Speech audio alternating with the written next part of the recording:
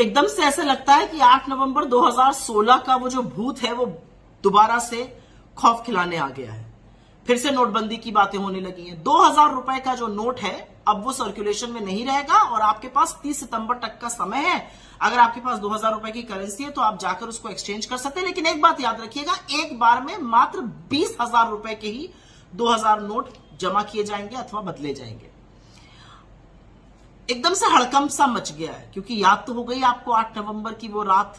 मित्रों, आज रात से तो हुआ क्या था, मोदी जी ने 500 और 1000 रुपए के नोट को डिमोनेटाइज कर दिया था, मतलब प्रतिबंधित कर दिया था। यह अलग बात है कि 99% प्रतिबंधित पैसा बैंकों के पास वापस आ गया। 16,000 करोड़ रुपए मात्र आरबीआई के पास नहीं आए। लेकिन चौंकाने वाली बात यह है कि नई करेंसी छापने में ही 21,000 करोड़ रुपए खर्चा हो गए और एटीएम रिकैलिब्रेशन अलग से करना पड़ा। तो इससे मिला क्या, आपको समझाती हूं इससे क्या मिला। इससे मिला हमारा जीडीपी ग्रोथ रेट आधा हो गया, 8.2 से 4.1 हो गया। 35 लाख नौकरियां तो तुरंत नष्ट हो गई। कल कारखाने, लघु मध्यम उद्योग बंद हो गए। लेकिन मोदी जी की सेहत पे कोई फर्क नहीं पड़ा। वो अलग बात है कि 7 साल से नोटबंदी का नाम नहीं लेते हैं। उसके बाद अब आगे सुन लीजिए, पहले कहा गया ब्लैक मनी खत्म हो जाएगा। ब्लैक मनी तो बिल्कुल खत्म नहीं हुआ है, जबरदस्त ब्लैक मनी चल रहा है। फिर कहा गया कैश खत्म हो जाएगा। 17,74,000 करोड़ कैश था नवंबर 2016 में इकोनॉमी में, अब 37 लाख करोड़ है, डबल से भी ज्यादा। फिर कहा गया टेरर फंडिंग बंद हो जाएगी। अभी रजौरी और पुंछ में हमारे 5-5 जाबाज शहीद हुए और मोदी जी एक शब्द नहीं बोलते हैं, वो अलग बात है, लेकिन टेरर फंडिंग बेधड़क चल रही है। और फिर अंत में कहा गया कि नकली नोट जो है वो बंद हो जाएंगे। 300 करोड़ से ज्यादा के ऊपर के 2016 से अभी तक नकली नोट भी पकड़ दिए गए। तो एक भी ऐसा परिणाम नहीं था, वहां पर भी नीलबटा सन्नाटा रहे। तो अब मुझे सिर्फ ये पूछना है कि जो कुछ मीडिया के साथी कवर फायरिंग देने के लिए ये कह रहे हैं कि मोदी जी और सारी पार्टीज को एक डायरेक्शन में चलना चाहिए, ये क्लीनिंग हो जाएगी, ये कर्नाटक की हार के बाद ही क्लीनिंग याद आई, पहले नहीं आई थी। 2016 से अभी तक जनरल इलेक्शन भी हो गया, तमाम राज्यों के भी चुनाव हो गए, क्या हुआ एकदम से ऐसा क्या हुआ। और एक बात मैं अंत में और कहना चाहती हूं अपने मीडिया के प्यारे साथियों को, बंधुओं, आज न चिप ढूंढना ना इसको मास्टर स्ट्रोक बताना।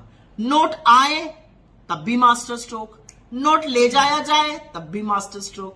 न चित भी मेरी पट भी मेरी तो नहीं हो सकता। और थोड़ा सा अपनी विश्वसनीयता का ख्याल रखिएगा। वैसे तो बेच खाइए, लेकिन कोशिश करते रहनी चाहिए। स्वागत करता हूं और मैं समझता हूं कि अनावश्यक रूप से जो विपक्षी दल जो है इसको इस तरह का टूल देने की कोशिश कर रहे हैं। कॉन्सेप्ट बहुत क्लियर है कि बहुत एक जो समय की ज़रूरत थी इसके सारी चीज़ के लिए 30 सितंबर तक का समय दिया गया है जो एक्सचेंज किए जा सकते हैं। और सबसे बड़ी बात है कि इसके कारण देश की और प्रदेश की इकोनॉमी में कोई प्रभाव, इस प्रकार से बुरा प्रभाव नहीं पड़ने वाला है। और आदरणीय प्रधानमंत्री जी ने पहले ही इस बात को लेकर के स्पष्ट किया है कि काला धन रोकना है और ख़ास तौर से इस दिशा में भी ये कारगर साबित होगा ये निर्णय। और इसको नोटबंदी नहीं कहा जा सकता है और सिर्फ इतना ही है कि वो जो 2000 रुपये का नोट जो है वो अब प्रचलन में नहीं रहेगा और ना ही वो ट्रेजरी में और दूसरी जगह जो है वो इसमें नहीं रहेगा। इस तरह से इतनी ही बात है। और ख़ास तौर से उसके कारण जो एक निर्णय लेने के बाद जो विपक्ष के लोग जो जिस तरह से प्रचार करने की कोशिश करें, मुझे लगता है कि वो अनावश्यक है।